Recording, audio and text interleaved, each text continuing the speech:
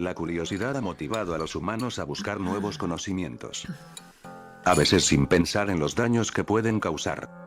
Desde métodos médicos y psicológicos, hasta técnicas de guerra, hoy repasaremos todo el camino que se recorrió para saber todo esto. Oh, man, Me se viene llamo vídeo Boy, turbio. y en colaboración con Vic, les traemos el inquietante iceberg de los experimentos, donde explicaremos los métodos más crueles e inhumanos que fueron utilizados para satisfacer la curiosidad. Se recomienda discreción, ya que algunos puestos 1874 ha canjeado esta carta. La te deja ir a Sophie. ¿No ves que tiene 13? True. 14, ya tengo 14. Ya casi te puedes ir. Ya. Ya casi te puedes ir. Se ve buenísimo. De hecho, sí se ve muy bueno este vídeo. Perro de 2 cabezas. Soldados en cámara de gas. Oh. tratan de temas delicados. Empecemos con el video.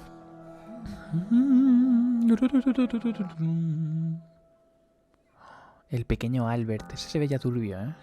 El pequeño Albert fue un niño de prueba que fue usado para demostrar la teoría del condicionamiento clásico.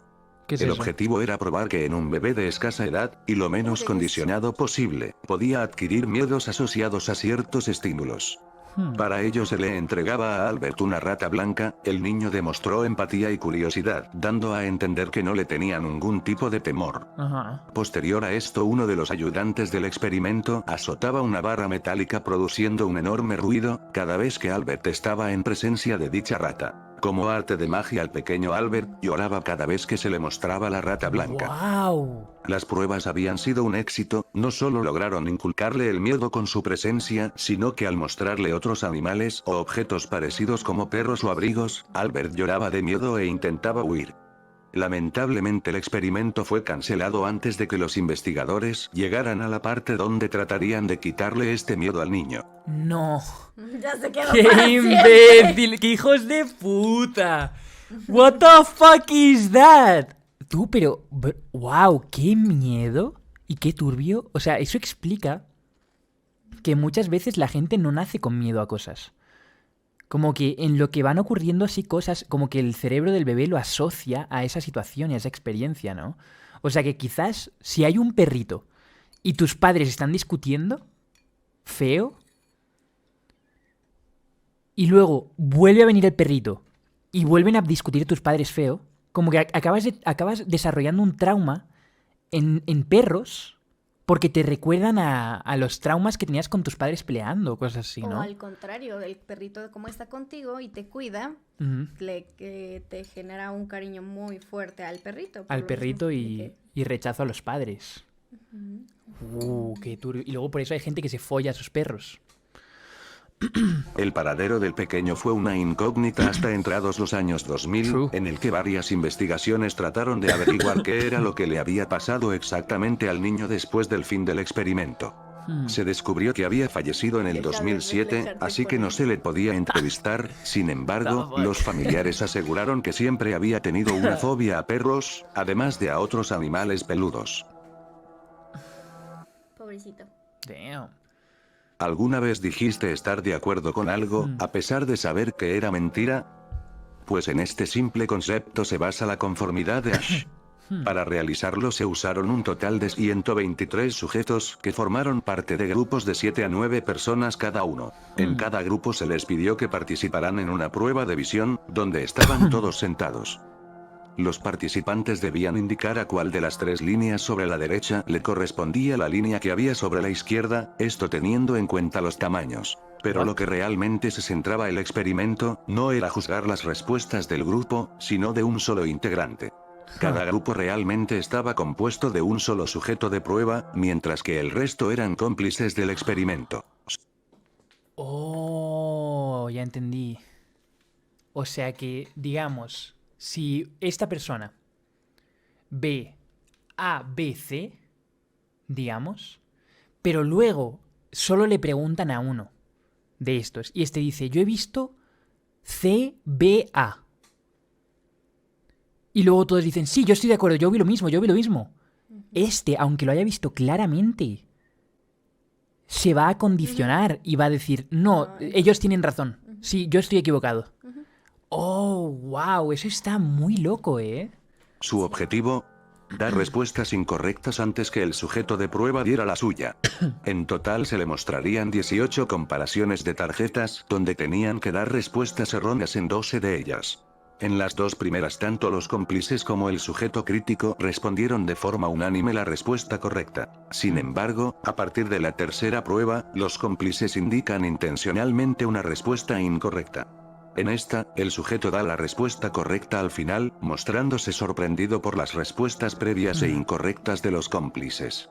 En la prueba siguiente la situación se repite. Los cómplices dan de forma unánime una respuesta incorrecta y el sujeto crítico disiente dando la respuesta correcta pero mostrando un desconcierto mayor. Ok. Ya a partir de este punto, el sujeto al ver que se seguían dando respuestas incorrectas de los otros participantes, comienza a dar la misma respuesta para concordar con el resto del grupo de prueba. ¿Pero por qué traicionar a la razón? Parece que la incomodidad y presión generada por el grupo en un solo individuo, causa que tome decisiones en contra de su propia voluntad y principios. En este caso hablamos de un ambiente controlado, pero esto se puede llevar a la realidad. True. Eso es lo bueno de tener mucho ego. Que me acuerdo que yo, por ejemplo, a mí me hacían esto, me llegaban a hacer esto. Y yo decía, ¿estos son gilipollas o qué? Estos son imbéciles, 100%. Y yo lo digo bien, ¿sabes? Pero claro, si no eres una persona igual de ególatra y egocéntrico, dices, oh, what the fuck, inseguridad, no, me voy a sentir mal si no digo lo mismo que ellos, oh, fuck, lo voy a decir igual. Por eso eres mamón, exacto. A veces ser mamón es beneficioso, True. Los medios de comunicación pueden llenar fácilmente de mentiras a la sociedad, causando que hasta tú, como individuo, por tratar de encajar y no ser aislado, concuerde con esas ideas erróneas, aun sabiendo en el fondo que es completamente mentira. True. Literal, yo siendo streamer, todos me decían, eres imbécil, eres tonto, eres gilipollas. Y míralos. Tenían razón. Pum, pum.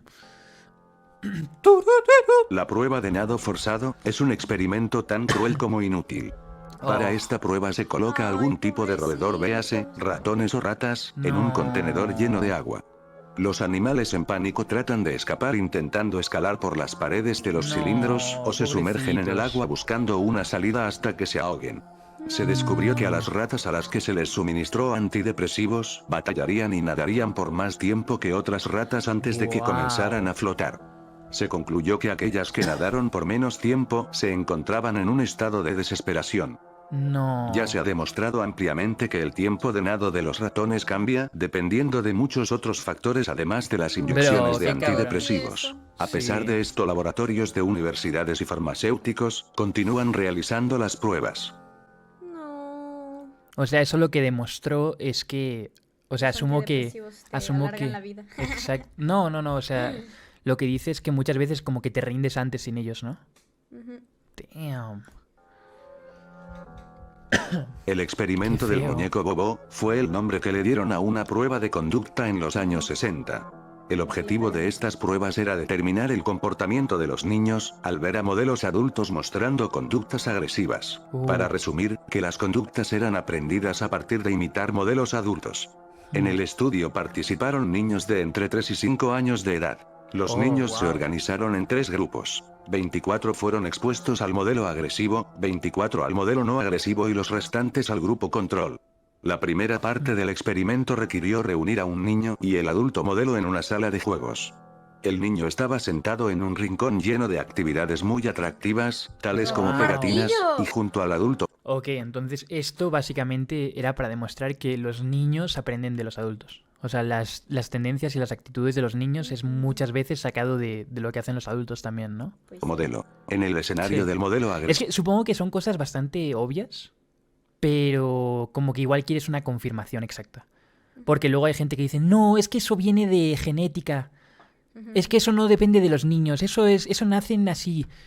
Pero no, o sea, real muchas veces los niños son así jodidos por los padres, tío.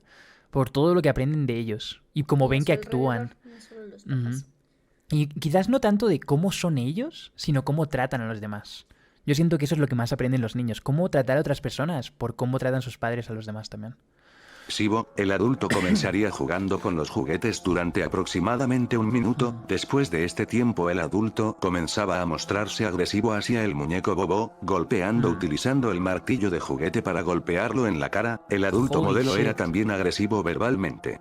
En el modelo no agresivo, el Parece adulto que se va a jugaba pegar al sin más mismo. con el muñeco, y por último, en el grupo control no existía observación previa de interacción con ningún modelo. Más adelante, los niños fueron pasando uno a uno a la sala con los juguetes y el muñeco Bobo. Es que yo asumo que si tú eres un niño y no has visto a tu padre o al modelo pegarle con el martillo, no se te pasa por la cabeza. ¿Sabes? Como que literal al niño ni siquiera se da cuenta no de lo que había un hubiera visto, martillo, ajá. ¿sabes? O lo ve y dice como, ah, pues Decía, qué ¿para raro. qué? Ajá. O dice como, oh, eso no lo toco, eso es de papá. Ujú. ¿Sabes? Estos fueron grabados con cámaras ¿Una para pistola? registrar su comportamiento tras haber contemplado las formas de actuar de los modelos adultos. Los Güey, solo resultados... gracias por los 2 cofres. Se dice. encontró que los niños expuestos al modelo agresivo eran mucho más propensos a actuar con agresiones físicas que los Claro. que no fueron expuestos. Pensando en estos resultados es más que disparando con el claro asumir martillo en la que mesa. niños con hogares ¡Oh disfuncionales my god! ¡Puto niño! Literal está dándole con el martillo con una y con la pistola con la otra. ¡Holy shit! Después de ahí el niño va a Oh tener que ir a my mucha god. terapia. que son Dios. expuestos a este tipo de actitudes, véase padres golpeando a sus madres, tienden a repetir este Claro. patrón. Por cosas así no es de sorprender que asesinos seriales tengan este historial de abusos en su infancia. Yeah. Claro. Durante los años 60, el Edgy. gobierno americano quiso saber hasta dónde podrían mantener el control sus soldados. Durante un entrenamiento de vuelo, fueron informados que el avión tenía graves fallas y tendrían que hacer un aterrizaje de emergencia en el océano. Luego se les acercó un formulario de seguro de vida antes del accidente, para que el ejército no fuese responsable de las muertes o heridas. Aunque realmente no le pasaba nada al avión, se les mintió para saber si cometerían más errores al llenar un formulario si su vida estaba en peligro. Claro, obvio.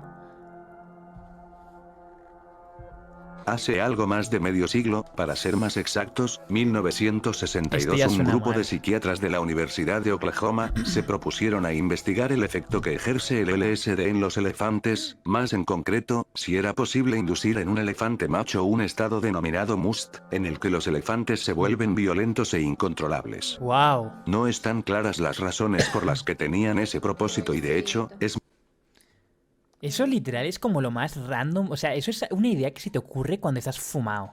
Yo creo que se les ocurrió en drogas. De, chicos, ¿y si Si le damos a- ¿y si conseguimos un elefante y le damos ácido? No, entre los mismos del circo, o sea, estando ahí con sus... Pero era en una universidad, o sea, creo que esto es solo fotos del circo. Ujú. Pero, o sea, dice que es de la Universidad de Oklahoma Mm. que hizo el test, ¿you know? Los del circo 100% seguro que le han metido y le han hecho cosas raras y turbias a cualquier animal. muy posible que esas razones tuviesen que ver con el interés que tenía la CIA en conocer el efecto de sustancias psicoactivas sobre las personas. Usaron como sujeto de pruebas a un elefante indio de 3.000 kilogramos. Se le suministró una dosis de 300 miligramos de LSD mediante un dardo disparado con un rifle. Alrededor de 5 minutos después de administrar el dardo al elefante, le empezaron a temblar las rodillas para acabar desplomándose en el suelo entre espasmos y convulsiones incontrolables. No. Transcurrido 20 minutos se le administró algunos medicamentos que tratarían de contrarrestar los efectos causados por el LSD en el organismo. 1 hora y 40 minutos después de habérsele administrado la dosis de LSD, el elefante había muerto. ¡Wow! Pobrecito. ¡Oh my god! El ácido mató al elefante. Imagínate. Y está grandotote. Y aquí la gente se mete igual a esas cosas. Holy shit. Wow, dude. Ahora los circos están prohibidos, ¿no? ¿Están Solo prohibidos? con animales. Es circo, pero sin animales. Oh, los animales están prohibidos ya en circos. Qué bien, porque luego... Qué mal rollo daba eso. Todavía hay circos que usan animales, pero... Son como por debajo, ¿no? De la ley. o sea, La autopsia mostró Qué mal rollo, tío. Que el elefante había muerto por estrangulación secundaria de laringe. Básicamente se asfixió hasta la muerte. Al parecer los elefantes son sensibles a este tipo de sustancias. Damn. Pobrecitos. Qué fuerte. Santiago Genovés fue un antropólogo que quiso estudiar el comportamiento violento de los humanos. Con el mar Sí. como el medio aislante perfecto, el antropólogo se puso en la tarea de preparar su experimento, diseñando estrategias para provocar conflicto y herramientas para examinarlo. Construyó una pequeña balsa, tanto la ducha como el inodoro estaban al aire libre a plena vista de sus compañeros de tripulación. En ella se embarcarían 10 personas, para hacer un viaje que duraría 101 días, sin motor, ni electricidad. ¿Qué? Decidió darles los roles importantes a las mujeres, dejando para los hombres las tareas insignificantes. También se les tenía prohibido leer ningún tipo de libro, ya que con esto el antropólogo pensaba que sería más fácil causar conflictos entre los tripulantes. Pero nada de eso dispararía actos violentos. Tras 51 días de convivencia en la balsa, Genovés, frustrado porque su experimento no mostraba ningún resultado violento, anotó: nadie parece recordar que estamos aquí tratando de hallar una respuesta a la pregunta más importante de nuestra época. ¿Podemos vivir sin guerras? Irónicamente el único frustrado y enojado era el mismísimo Genovés. Finalmente y luego de Wow. 101 días cruzó el Atlántico y llegó a su objetivo. Al contrario del objetivo del experimento, los tripulantes terminaron formando un vínculo muy fuerte que sigue hasta el día de hoy. Wow. Más de 40 años después, algunos miembros de la tripulación dieron una entrevista revelando algo increíble. Varios miembros confesaron que en su momento tuvieron muchas ganas de asesinar a Santiago Genovés, ya que a algún punto del viaje empezó a comportarse como una especie de dictador, ejerciendo Holy shit. violencia psicológica sobre ellos, llegando al punto de cansarse y considerando tirarlo accidentalmente por la borda o inyectándole medicamentos mientras estuviera dormido. Damn. Tiene sentido, porque, o sea, literal, imagínate que te tengan ahí. Aparte de que no hay forma de entretenimiento, de que tienes que mear y hacer todo en público ahí fuera, de que tienes que sobrevivir sin nada. Y que aparte el tío este diga como, fuck, ¿por qué no se vuelven locos? ¿Por qué no se están matando? ¿Por qué no se están haciendo daño entre ellos? What the fuck? Porque no había razón. Yo quiero una peli de entonces- terror. Obviamente te vas a tiltear con él como, bro, por Dios. En plan, estamos sobreviviendo, estamos chilling, relájate. Mira la vista que tenemos, qué bonito.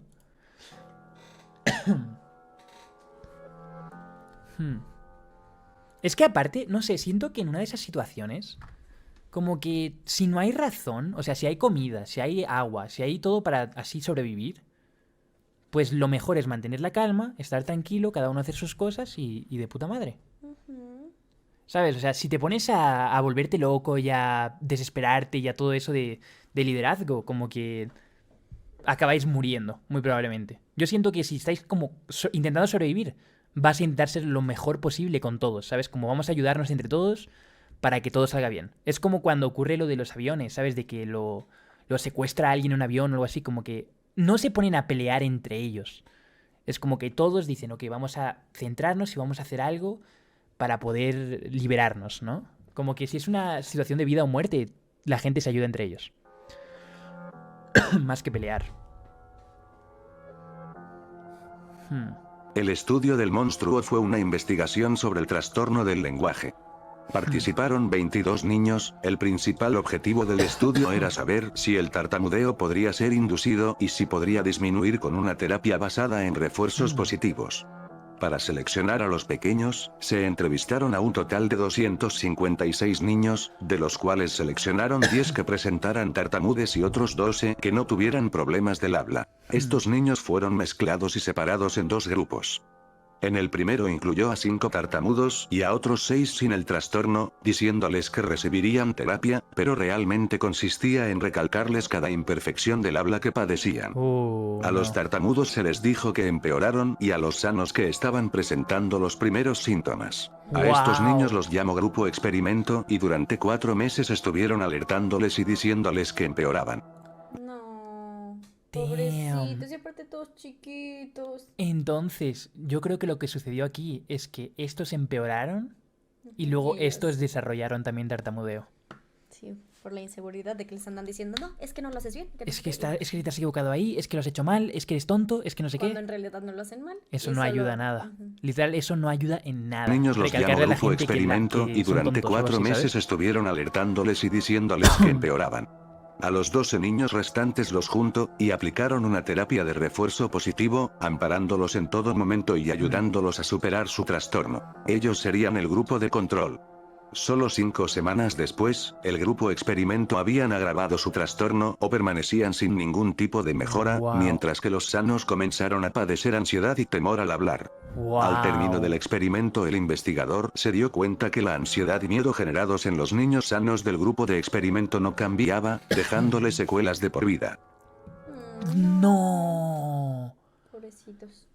Wow. Voy a arreglar mis cositas que ya viene mi hora. Ok. Pero todavía no me voy. Primero voy a arreglar eso. Ok. Ahorita me despido. Va. Damn, y les dejaron tartamudeo de por vida, tío. No me jodas. Se inició una investigación acerca de la indefensión aprendida en 1967. Se sometió a 2 perros a descargas eléctricas, el primero de ellos podía apagar la descarga pulsando una palanca. En el caso del segundo perro, este no tenía manera de detenerlas, por tanto la suspensión de la descarga era aleatoria. En la segunda parte del experimento, puso a ambos perros en una habitación en la que el suelo emitía descargas eléctricas, que podían evitar yendo al fondo de la habitación, saltando un pequeño muro que separa la zona de descargas de la zona de no descargas. Claro, entonces el perro, que tenía la manía de darle a la palanca, sabía que había una forma de pararlo, ¿no? Entonces como que su cerebro estaba hecho para buscar salidas de ese dolor. En cambio, el otro, como simplemente a veces le pegaba y a veces no, simplemente se quedaba ahí quieto, sufriendo, esperando a que parase, ¿no? Y nunca paraba. Bro. Pues bien, el primer perro que podía apagar las descargas eléctricas con la palanca buscó una manera de evitar estas nuevas descargas y enseguida pasó a la zona segura. Claro. Mientras que el perro que recibía las descargas aleatorias y sin forma de pararlas se quedó en la zona de descargas eléctricas, sin hacer nada y sin buscar una manera de evitarlas como había hecho el otro perro. La conclusión que se Damn. extrajo fue que el segundo perro sentía que nada podía hacer, que no Claro. podía hacer nada para cambiar la situación. Todo es era decir, aleatorio. había aprendido a comportarse de manera pasiva. El Bro. perro había desarrollado una actitud de resignación que se extendía incluso a aquella situación en la que sí podía modificar algo saltando el muro. Damn, mi rey. Y alguien ha puesto un pendejo. No, tío, pobrecito. Y esto sí ocurre luego con gente también, ¿sabes? O sea, en la serie de Juego de Tronos. El chaval este, el que torturan un montón y no sé qué. Luego hay veces en las que él puede cambiar y él puede escapar y él puede matar al que lo para. Pero como que en su cerebro ya no cree que existe esa posibilidad, ¿sabes? Ya no cree que existe esa opción. Bañarla con el mismo entusiasmo que si fuera real. Si te escuchas. Esto intrigó a Martínez Chain y Edgar Hale, de la Universidad de Pensilvania. Se embarcaron en una serie de experimentos para encontrar cuál estímulos necesita un pavo para excitarse. Para ello usaron a un pavo hembra a la que desmembraron por partes para saber hasta qué punto el macho estaría interesado sexualmente. Se le amputó la cola, patas y ambas alas, pero el ave aún caminaba al lado de la hembra desmembrada e intentó hacer sus cosas con ella. No. Finalmente, los investigadores dejaron la cabeza empalada. Sorprendentemente, el pavo macho aún mostraba gran interés. De hecho, prefería la cabeza al resto del cuerpo. ¡Oh!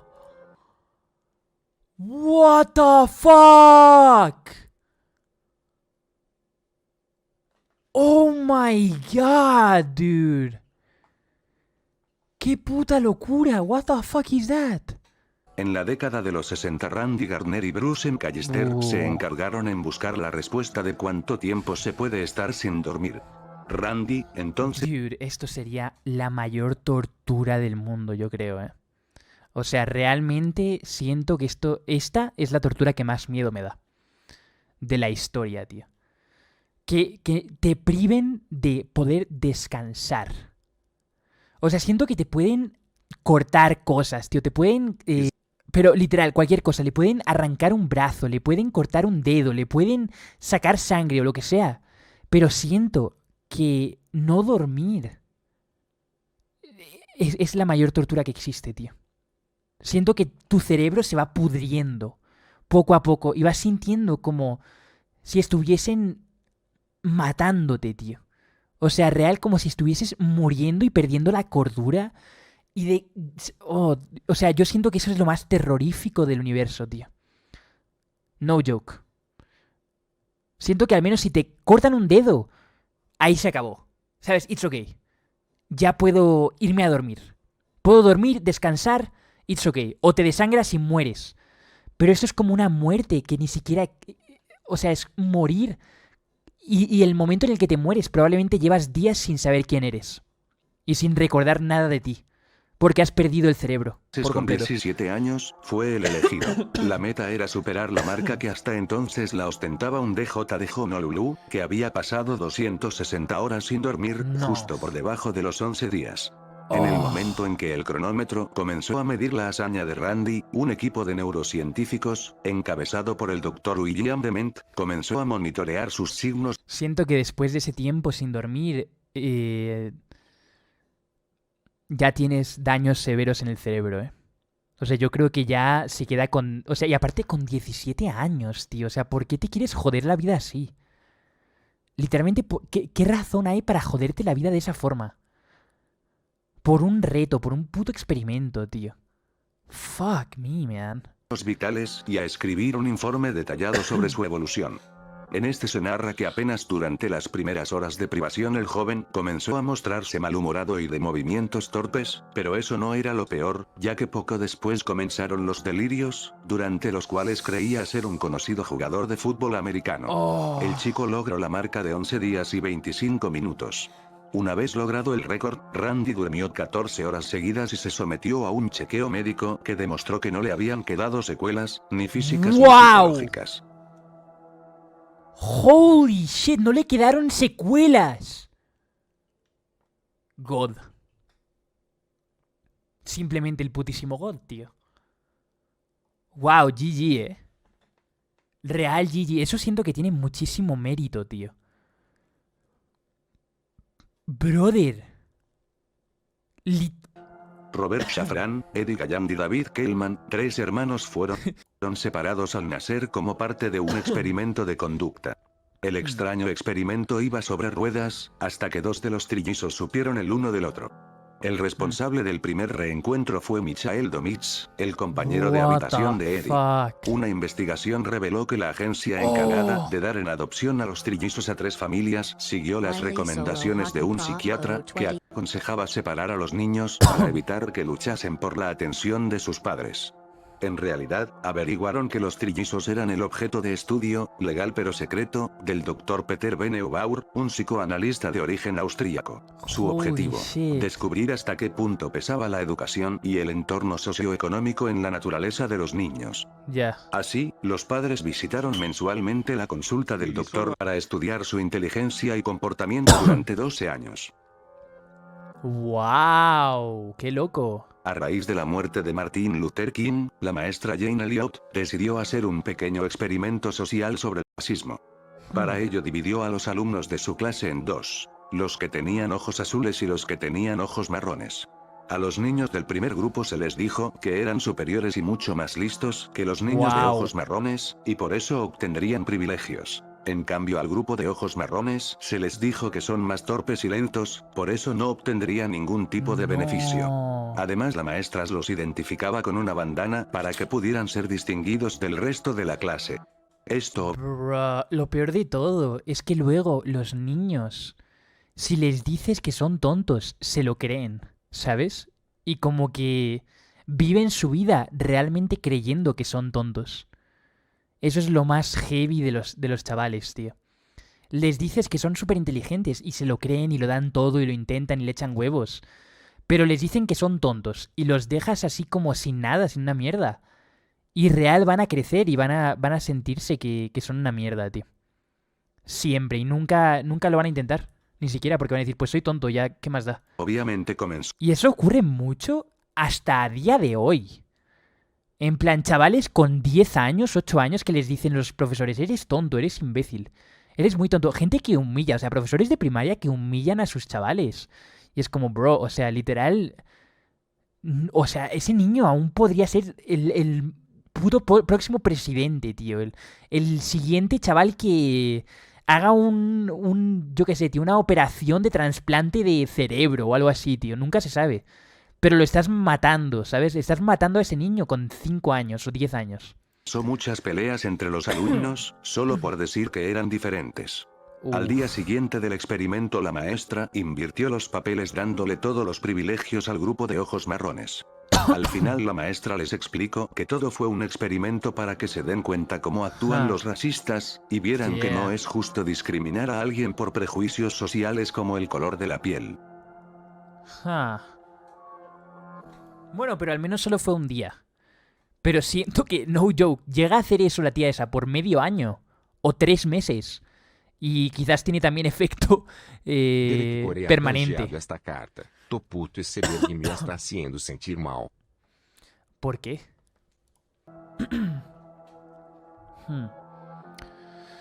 Nivel 3, la cueva de los ladrones. Bueno, ahora lo vemos. La cueva de los ladrones se irá... Chavales, no joke, siento que este es probablemente top 3 icebergs que he visto hasta ahora. Para estudiar los prejuicios y ideologías que los La cueva de individuos los llevan ladrones. consigo.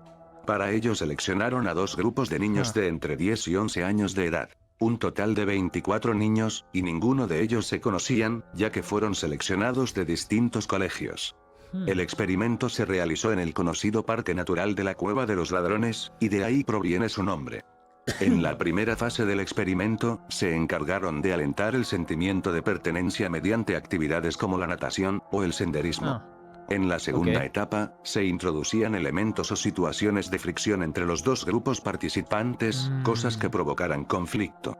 El enfrentamiento verbal fue aumentando, y los niños pidieron expresamente actividades competitivas para comprobar qué grupo era mejor. Sorprendidos por lo fácil que fue molestar a los grupos, decidieron interrumpir y pasar rápidamente a la fase de reconciliación. Damn, qué hijos de puta. Es que aparte eso sí, eso tiene sentido, ¿eh? O sea, a veces se ve hasta con fanbases de la gente. No sé si lo habéis visto, que una fanbase, de repente, digamos, uno de la fanbase de uno le tira mierda al otro. Y luego la otra fanbase dice como, no, fuck you. Y luego se crea una guerra entre las dos de la nada, o sea, de una cosa mínima. En plan, siento que es muy fácil el hecho de que 2 grupos, como que si tienen como algo de aprecio por lo que tienen, se peleen entre ellos por tonterías. Que si se meten los unos con los otros. Para ello los investigadores se esmeraron en realizar actividades con una meta común para eliminar esos prejuicios. Los grupos A y B decidieron apartar sus diferencias para un beneficio mutuo. Y luego es cuando se hace collab entre las comunidades. Ilya Ivanov fue un Solo biólogo. ha canjeado esta carta. Los fans de Uriel. True. Hibridación humano-mono. Soviético que dedicó gran parte de su vida en hibridar, empezando con algunos caninos y felinos, empezó a deformarse llevándolo a intentar de cruce entre primates. Para ser más específico, chimpancés y humanos. A pesar del rechazo, siguió con sus ideas de crear híbridos con características de ambas especies. Con el apoyo del gobierno ruso, viajó a África donde empezó sus experimentos. Inseminó a chimpancés hembras con el esperma humano, pero esta técnica al parecer no le dio ningún resultado. Sin perder tiempo pidió permiso al gobierno soviético para poder experimentar Para poder follarse al mono, literal. con mujeres a las que pretendía inseminar con semen de chimpancés. Antes de realizar su experimento, Ivanov se enteró que sus chimpancés habían muerto. Poco tiempo después de esto se decidió arrestar al biólogo para hacerle juicio y exiliarlo hasta su muerte. Se cree que tanto apoyo del gobierno soviético fue para usar estos híbridos para la guerra, ya que se pensaba que serían los soldados perfectos. Damn. Wow, nos hemos distraído un poco con lo que hemos hablado, pero ¿habéis escuchado este caso? O sea, este tío intentó inseminar a monas, literal, a monkeys mujeres, con semen de humano para crear una mezcla de humano y monkey y usarlos a ellos de soldados. Tirar literalmente monos, medio humanos, medio mono, a que maten a gente con metralletas. La cárcel de Stanford fue un estudio psicológico que estaba destinado a saber si el comportamiento de man. guardias y prisioneros en cárceles dependía de su personalidad o de la situación en la que estaban. Se escogieron 24 estudiantes universitarios. No sé si habéis visto esta película, chavales, pero es muy buena. Esta película es muy buena, tío. Es básicamente eso, tío. Unos son... ponen a dos... Digamos, ponen dos roles en una universidad. Unos son los carceleros y otros son los que están en la cárcel, ¿sabes? Los criminales, digamos. Y los carceleros les dan el trabajo ese de que tienes poder absoluto sobre el otro. Y se ponen modo diablo, tío, pero horrible. Para el experimento, De que abusan de su poder a lo máximo a posible. los que se sometieron a pruebas psicológicas. Se realizó en el sótano de la Universidad de Stanford, que se remodeló como una cárcel falsa. Se Holy shit. dividieron en dos grupos, unos serían guaridas y otros serían los prisioneros, que serían tratados como cualquier otro criminal. Para el primer día los estudiantes se sumergieron en sus papeles, ya que los guardias empezaron a molestar a los prisioneros y castigarlos con flexiones. Para el Uf. segundo día se desató el caos, ya que los prisioneros organizaron un motín bloqueando las puertas con sus Damn. camas y negándose a seguir sus órdenes, causando que los guardias usaran un extintor para calmarlos. Holy shit. Para el tercer día los guardias se volvieron más cínicos, obligando a los prisioneros a lavar los baños con las manos y haciendo que durmieran sobre el suelo frío. Se Bruh. supone que esta prueba duraría 2 semanas, pero fue cancelada al sexto día, por el comportamiento abusivo de los guardias y por el temor a secuelas psicológicas que pudieran tener sobre los prisioneros. La Bro. Qué puta locura, ¿eh? La película se llama The Stanford Prison Experiment. Sí, sí, sí. conclusión fue clara. La situación influye en la conducta humana y poner a personas buenas en un lugar malo las hace actuar mal o resignarse a ser maltratadas. Yep. Qué puta locura, ¿eh? Aparte, o sea, imagínate cómo se metieron en el puto roleo, tío. Es que ni el puto Reborn en el GTA V, tío. Holy shit, ¿qué clase de roleo god es este? En los años 60 el psicólogo Harry Arlow quería entender lo importante que es el apego de los recién nacidos con sus madres. Arlow pensaba que la necesidad de alimentarse sería más fuerte que la de recibir algún tipo de afecto. Juan roleando Para de ello abogado. usaron una docena de monos Holy recién shit. nacidos que fueron separados de sus madres y encerrados, aislados de cualquier otro mono entre 6 semanas a un año, solo con No. alimento para probar su punto. Pobrecito. Arlow diseñó a 2 madres artificiales, dentro de la jaula de los monos. No. La primera fue diseñada con una malla de alambres, que tenía un biberón con alimento para la cría de mono. La segunda madre artificial fue hecha con una manta que usó la cría cuando nació. No. Arlow se llevó una gran sorpresa a la hora de poner a las crías junto a las madres, ya que el mono decidió prescindir del alimento, aferrándose a la madre artificial cubierta de su manta, aunque eso significara morir de hambre. No me jodas. Dude. ¿Qué dices? Bro, eso es muy, muy, muy turbio. Holy shit, man. Literalmente el mono prefería morir al lado de su madre fake que quedarse solo comiendo.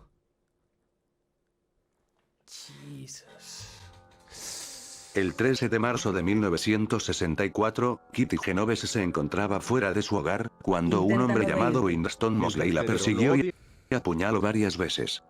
Kitty pidió ayuda, pero solo una persona gritó que la dejara en paz. El ladrón huyó en el auto, dejándola tirada. Basado en cómo? 1964, El efecto Kitty espectador. Genovese se encontraba fuera de su hogar, cuando un hombre llamado Winston Mosley la persiguió y apuñaló varias veces. No me jodas. Kitty pidió ayuda, pero solo una persona gritó que la dejara en paz. El ladrón huyó en el auto, dejándola tirada. Varios vecinos observaban la escena, pero nadie hacía nada para ayudarla. Luego de 10 Wow. minutos Winston volvió y continuó con su ataque, apuñalándola No. varias veces hasta su muerte. Este pequeño resumen te ayudará a entender de qué trata este efecto. El efecto espectador hace referencia a aquellos casos en que los individuos que son testigos de un crimen no ofrecen ninguna forma de ayuda a víctimas, pensando que alguien más lo hará. Se probó colocando a un sujeto solo en un cuarto y se le dice que puede comunicarse con otros sujetos a través de un intercomunicador. En realidad, solo está escuchando una grabación de radio y se le ha dicho que su micrófono estará apagado hasta que sea su turno de hablar. Durante la grabación, uno de los sujetos finge repentinamente estar teniendo un ataque. El estudio demostró que el tiempo que se tardaba en avisar al investigador variaba inversamente con respecto al número de sujetos. En algunos casos nunca se llegaba a avisar al investigador. ¡Wow! ¡Damn! ¡Qué locura, eh! Lo peor es que siento que es verdad, o sea, muchas veces la gente siempre dice, fuck it, ya lo hará otro. ¿Sabes? Y luego nunca nadie lo hace. Real. O sea, eso ocurrió conmigo cuando hice como las primeras críticas en YouTube. De que... O sea, era una cosa que yo veía gente hacerlo en Estados Unidos. Y veía que nadie lo hacía en España o en español. Y era como, bro, o sea, ¿por qué nadie lo hace? Literal, nadie lo está haciendo. Y es como que lo ves, como dices, ah, pues yo podría hacer esto, ¿no? Y podría estar guay. Esto podría irle bien. Pero decides no hacerlo, porque dices, no, probablemente otra persona ya lo va a hacer. Pero muchas veces nadie más lo va a hacer. Real, en plan, no joke, muchas veces las cosas que tú quieres hacer, las cosas que quieres emprender o sea, no solo en casos de estos de secuestros o de gente siendo atacada, muchas veces hasta en casos de emprender en algo. Muchas veces dices, no voy a hacer esto porque probablemente ya hay alguien que lo está haciendo. Pero casi nunca hay nadie. Literal, nadie le echa huevos a hacer algo. Todo el mundo solo como que sigue el flujo del mundo y ya. Y siguen su riachuelo. Nadie sale nunca de su área de confort para hacer algo diferente. No es lo mismo. Estoy extrapolando, ¿se dice? Esa situación a otras cosas. Pero siento que sí ocurre en otros ambientes también, tío. No solo en esos casos. Hay muchas veces que la gente nunca le echa huevos a hacer algo. Porque dicen, no, pues ya lo estará haciendo otra persona. En el año 1924, Carney Landis, psicólogo de la universidad. Mirad literalmente a Mr. Loquendo. O sea, probablemente el 99% de la gente diría, no voy a crearme un canal de Loquendo. Porque hay millones. Pero es que si os ponéis a pensarlo, realmente a día de hoy no hay canales de Loquendo. O sea, Mr. Loquendo es el único canal de Loquendo que vemos. Aparte de estos canales de icebergs randoms con 2000 subs. O sea, casi nadie hace vídeos con Loquendo así con una temática específica. Literal. Entonces dijo, pues voy a hacer un canal de Loquendo y ya está. Simplemente se te pasa por la cabeza y lo haces. De Minnesota, desarrolló una serie de pruebas para estudiar diferentes expresiones faciales frente a determinados estímulos. Landis dibujó líneas negras en los rostros de los participantes, para facilitar la comparación, y obtener patrones de reacción ante algunos estímulos que serían registrados con fotografías. Los hizo oler amoníaco, ver imágenes pornográficas, y hasta meter la mano en una cubeta llena de ranas. Sin embargo, para el final del experimento, Landis entregó un ratón y un bisturí a los... Soy el único que se le hace muy perturbador el hecho de que están como con estas cosas en la cara. ¿Estos son cortes que se hicieron? No, por favor. Los participantes, ordenándoles que decapitaran al ratón. Si ellos no cumplían la orden, el mismo Landis lo decapitaba frente a ellos, para registrar sus expresiones de disgusto. Sorprendentemente, casi todos los participantes aceptaron realizar la prueba. Estos experimentos demostraron un impresionante despliegue de voluntad de las personas al obedecer a los experimentadores, sin importar lo grotescas que llegaran a ser. Sin saberlo, Landis anticipó los resultados del experimento de la obediencia de Milgram por casi 40 años. Jamás se dio cuenta que la sumisión de sus sujetos de prueba era más interesante que sus expresiones faciales. True. Es verdad, ¿eh? Eso es cierto, como que el tío solo se centraba en quiero ver cómo son las reacciones de la gente cuando les obligo a hacer esto.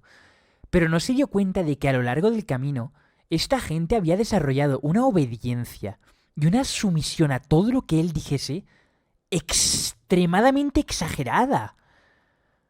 O sea, casi irreal, de que eran capaces de quitar una puta rata porque él se lo decía.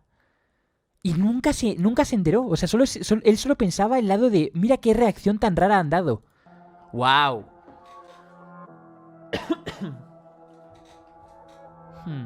Nivel 4. A pesar de ser poco ético, algunas personas llegaron a optar por realizar pruebas sobre ellos mismos, para saber de primera mano los resultados. Como Werner Forsman, quien en 1929, ignorando a su jefe y con ayuda de una enfermera, logró introducir un catéter urinario en la vena, que introdujo 60 centímetros hacia su propio corazón. ¿What? También tenemos a Leonid Rogozov, quien fue el único médico destinado en una expedición en la Antártica. Mientras estaba allí desarrolló los primeros síntomas de apendicitis, que al no tener algún otro médico que lo ayudara, terminó realizando una apendicectomía a sí mismo. No. Y para terminar, William Bosworth Castle, que administraba carne de res cruda, que regurgitaba y se la entregaba.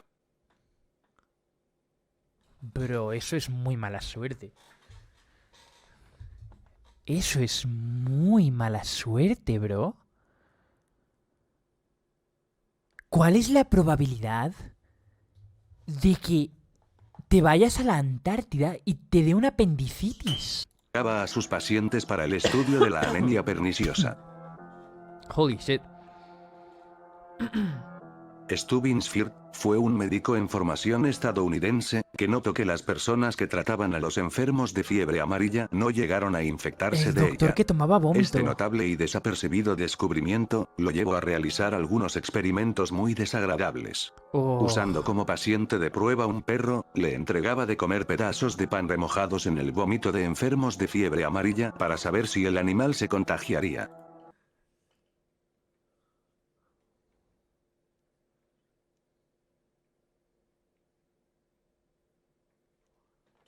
Oh my god. Como no obtuvo resultado alguno, llegó a inyectar al animal con el mismo vómito para saber si esta vez sí sería afectado. Tras varios intentos fallidos, Stubbins se dio cuenta que su error fue no usar humanos para sus pruebas. Así que, armándose de valor, inició las pruebas con su propio cuerpo. No. Con un bisturí realizó pequeños cortes en su brazo, que untó de vómito negro, de los pacientes enfermos. Hirvió el vómito para realizar inhalaciones y hasta empezó a inyectarlo en sus venas, pero esto tampoco lo afectó. Frustrado y sin ningún resultado, tomó una dura decisión. Fue al hospital y se acercó a un paciente moribundo, tomó un vaso de vómito negro y lo empezó a ingerir por completo. Bro. Brother. Con estos resultados, logró demostrar que la fiebre amarilla es solo transmitible por sangre infectada, o sea, mosquitos que lleven la sangre.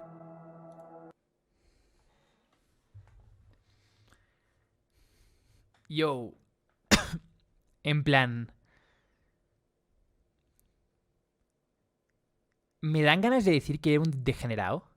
Pero realmente. En plan, no joke. Esto probablemente salvó a mucha gente, ¿eh? O sea. Realmente eso le dio a la gente el conocimiento de que solo se podía contagiar de esa enfermedad por sangre. Por mosquitos. Porque muy probablemente muchísima gente vivía como con el miedo de fuck, no puedo tocar a este tío, no puedo ayudarlo, no puedo hacer nada con él ni tocarlo porque voy a morir yo. O algo me va a ocurrir. Cuando realmente no era así. O sea, tú podías tocarlo, podías beber su vómito literal y no te ibas a contagiar. Era solo a base de sangre. De transmitir sangre. Holy shit. Wow. En 1968 el psicólogo estadounidense David Rosenan dudaba enormemente del diagnóstico y tratamiento de pacientes psiquiátricos. Por eso realizó el experimento, que consistió en internar a personas sanas en psiquiátricos. Uf, man. Los experimentos con psiquiátricos y con cosas de estas psicológicas me dan terror, tío. Y aparte, como ya estamos casi en la capa 5, creo que esta es casi la capa 5 o la capa 5. Oh, man, dude, qué puto mal rollo, bro. Rosenan y otros 7 voluntarios, todos sin problemas mentales, se presentaron en las oficinas de admisión de distintos hospitales psiquiátricos en Estados Unidos fingiendo tener alucinaciones. Para sorpresa de Rosenan, todos fueron admitidos en los hospitales y diagnosticados con Wow. enfermedades como esquizofrenia. Los Wow. médicos nunca descubrieron que estaban fingiendo, sino que también los mantuvieron retenidos por más de un mes. Además, descubrieron el maltrato inhumano que sufrían los pacientes de estos Holy hospitales. shit. Posterior a las pruebas, David Rosenan publicó un artículo en la revista científica Science, afirmando que en un hospital psiquiátrico no se podría distinguir entre una persona sana y un enfermo mental. Wow. Bro. Qué turbio, tío. Qué puto miedo. Y eso pues tiene mucho sentido, ¿no? Porque luego igual había gente que, digamos, eran políticos o alguien que se había metido con una familia poderosa. Le decían, ¿sabes qué?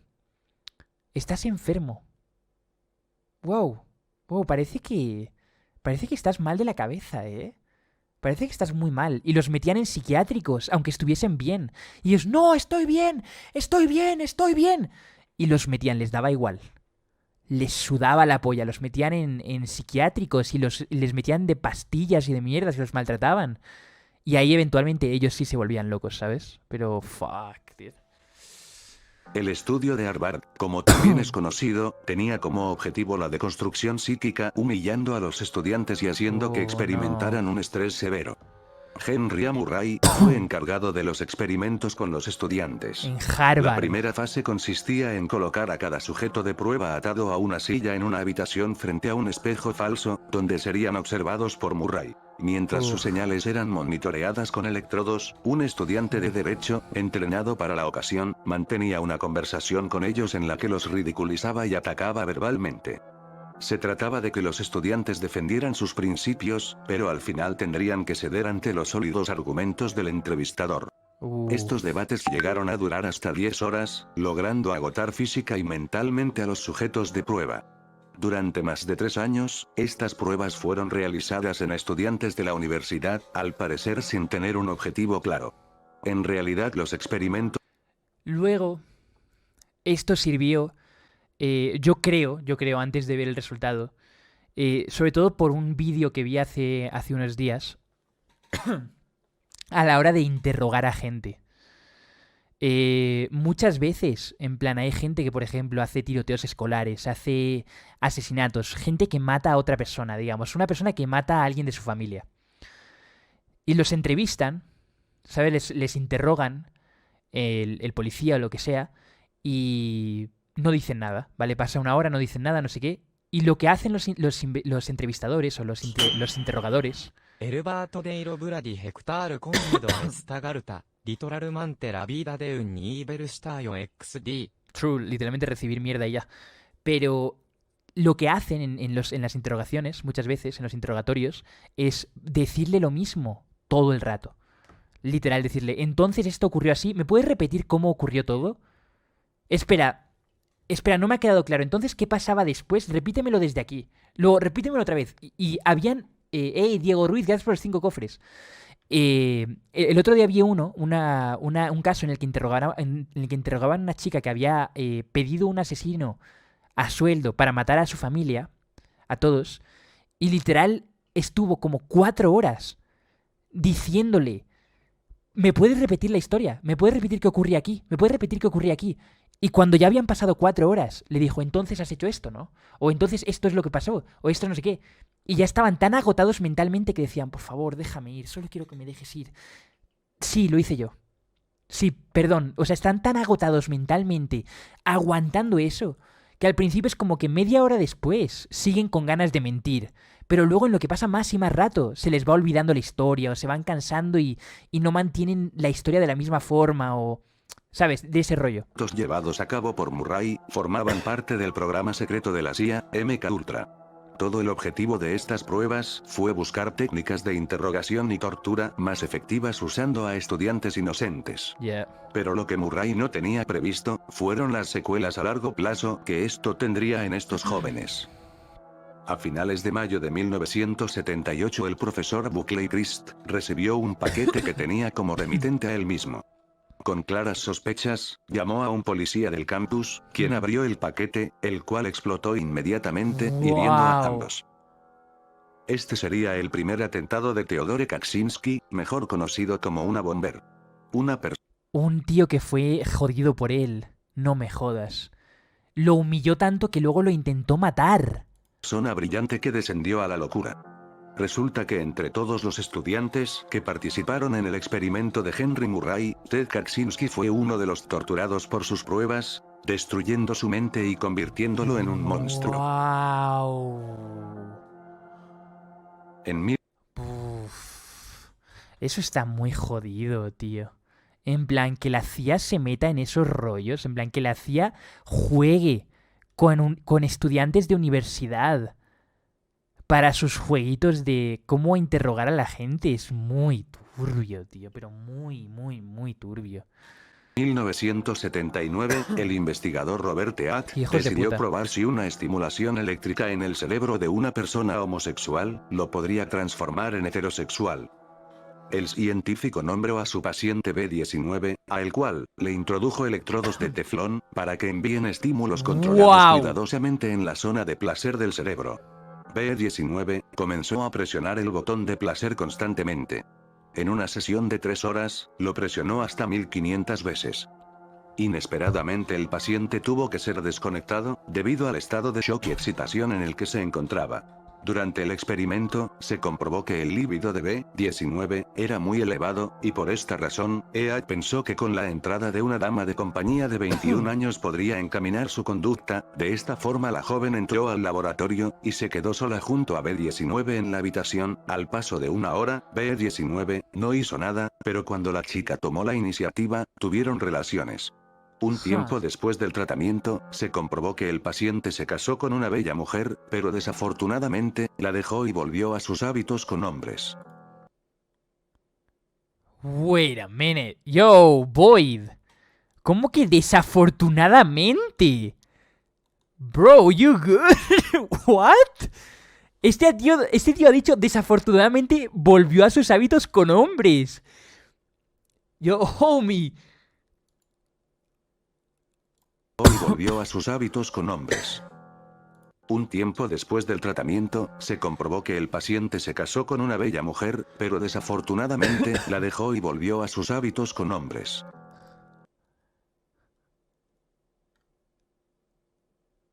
Desafortunadamente porque la pobre esposa se quedó sola. True. Sí, creo que lo que dice es desafortunadamente dejó a la mujer, ¿no? O sea, como que desafortunadamente se separaron. No desafortunadamente siguió siendo gay. Creo que eso es lo que quiere decir. Milgram fue un psicólogo que llevó en... No lo curaron. Shut the fuck up, bro. Qué degenerado, tío. El año de 1961, una serie de experimentos para medir la disposición de un participante para obedecer las órdenes de una autoridad, incluso cuando estas órdenes pudieran ocasionar un conflicto con su moral o creencias. Milgram quería saber si las malas acciones de los nazis era por culpa de sus defectos personales, o si cualquiera tiene la capacidad de llevarlas a cabo si las circunstancias son las correctas. Se le pagó a un individuo para lo que él pensaba era un estudio sobre la memoria. Wow. Guiando al sujeto, estaba el investigador con bata blanca que actuaba como la mayor autoridad. Se le pidió que hiciera una serie de preguntas a un estudiante que estaba situado en otro cuarto. Ellos solo se podían comunicar con él a través de un micrófono. Si el estudiante se equivocaba, el sujeto, pensando que era una prueba de memoria, lo castigaría con descargas eléctricas que irían aumentando por cada error cometido. Si bien tales descargas no existían, el sujeto no estaba consciente de ello y pensaba que castigaba al estudiante. This will be at 3:30. The correct phrase is rich boy. Let me out of here. My heart's bothering me.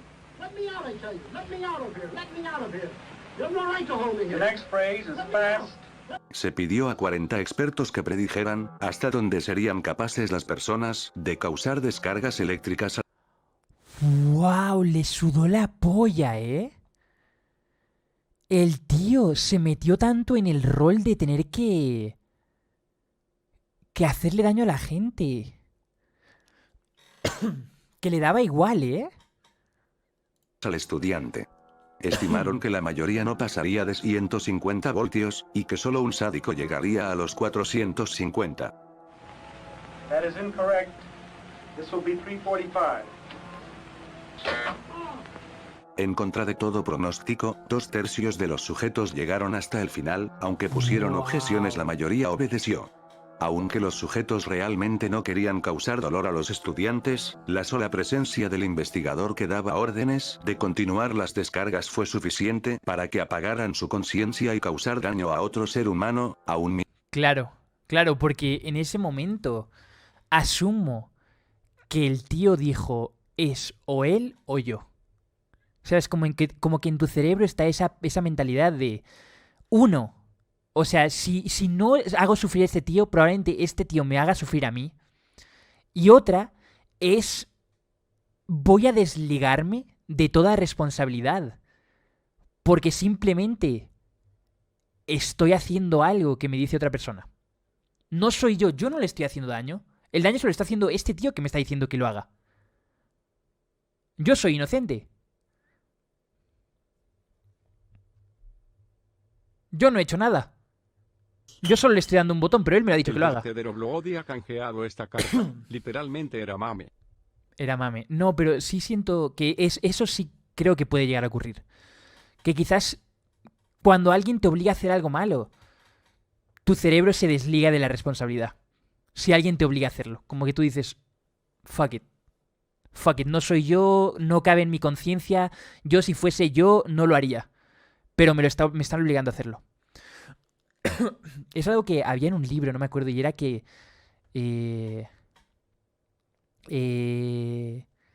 la responsabilidad nace en la imaginación. Creo que era la frase. Que quiere decir como que si tienes algo de responsabilidad... A ver, espera. Pero es eso, ¿no? Como que si no hay, digamos, imaginación, no hay responsabilidad tampoco, ¿no? O sea, como que cuando tú sigues órdenes, no tiene nada de imaginación, o no tiene nada de responsabilidad en ti. ¿Sabes? Si simplemente estás haciendo lo que otra persona te dice. Por eso dicen eso, ¿no? Como que en la imaginación está... algo así, no me acuerdo. Creo que era así la frase. Pero como que se puede asociar con esto perfectamente. Mientras lo escuchan agonizar de dolor. Por eso no es de extrañar que en 1961, cuando el hombre de confianza de Hitler, Adolf Eichmann, fue juzgado por sus crímenes de guerra, alegara que solo recibió órdenes de sus superiores y que estos se aprovecharon de esta Exacto. circunstancia.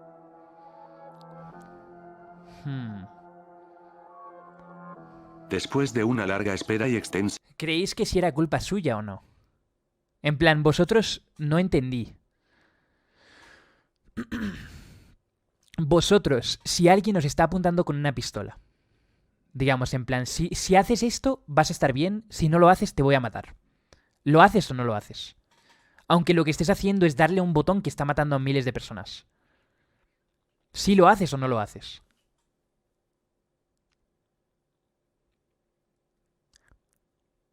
No. Estaba siguiendo órdenes. Sí lo hago. Lo hago, obviamente. Sí lo hago.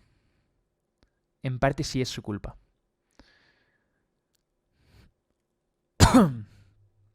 Es que yo creo que muchas veces la gente se pone a sí misma antes que a los demás. En plan, yo siento que mucha gente que dice que no lo haría está mintiendo.